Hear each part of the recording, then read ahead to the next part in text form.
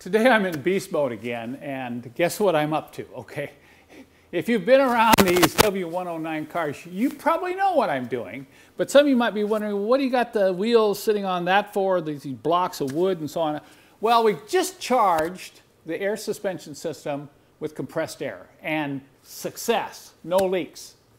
No leaks.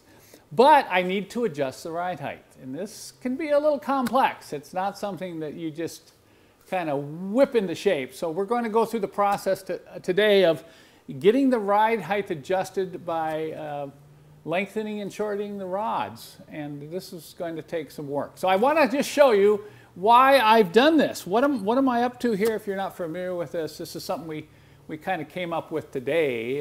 This is kind of our homemade swash plate setup for the W109. In order to do this, I've got to have the car on level ground, and I've got to have the wheels in the proper position. What happens with this old swing arm is it binds up. So look what I've created. I've created a setup here with my own homemade swash plates, but I wanted to get some height off the ground, so I have to get into the car and adjust the rods. So we're going to put all four wheels or tires on these wheels.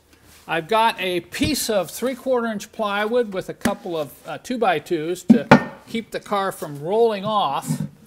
Now when I lower the car down, this swing axle is going to come up, so I need the tire to slide. It's going to slide outward. So I'm going to set this a little bit outward. And look, you know, it'd be nice if I had a couple big pieces of aluminum, but what I did is I just used this smooth coated hardboard, and I put a bunch of synthetic grease here. And what that will allow the tire to do when it comes down is this will slide. So I am going to anticipate it's going to be sliding outward. So I'm going to set that right in there. Move this out just a little bit. Okay. Now I'll go over and we'll lower the car down, let you see how this moves as the weight of the car drops onto this rear tire.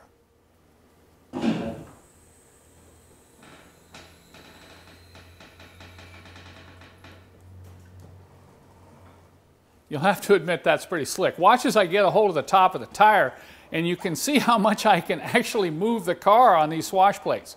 So now I can be guaranteed that the swing axle is going to move properly as I raise and lower the car for those final adjustments. You know, I could just put those swash plates right on the cement floor. You know, the garage is very level here, so I know the car's level. But I wanted to get some extra height, and you can see why. Now I can just get on the creeper here, and I can roll right under the rear end. I have one height adjusting rod to adjust here in the rear, and then I have two in the front. So this is going to make it easier to get under the car, and you know, we're going to play with these rod adjustments a little bit. And this is going to be kind of an initial adjustment. I'll go ahead and drive the car a little bit, and then I may come back at a later time and do some really fine height adjustments.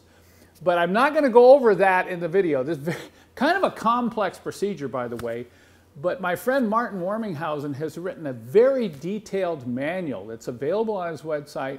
No charge, you can download it. So if you're curious, or if you own one of these air suspension cars, I recommend you go to his website, download the manual, and read about how the ride height is adjusted on these old air suspension cars. I'll put a link in the show more part of the description below, and you can go right to his website. He also does rebuild work on these suspension systems. If you have one of these, you know, 600s, W112, W109 air suspension cars, I can hardly wait until I can get this thing rolling down the road and feel that beautiful ride on a W109. Some of you may be admiring my wheels. I just want to let you know that we just recently painted these, and if you're interested in getting your wheels to look this nice, I do have a wheel restoration kit available on my website.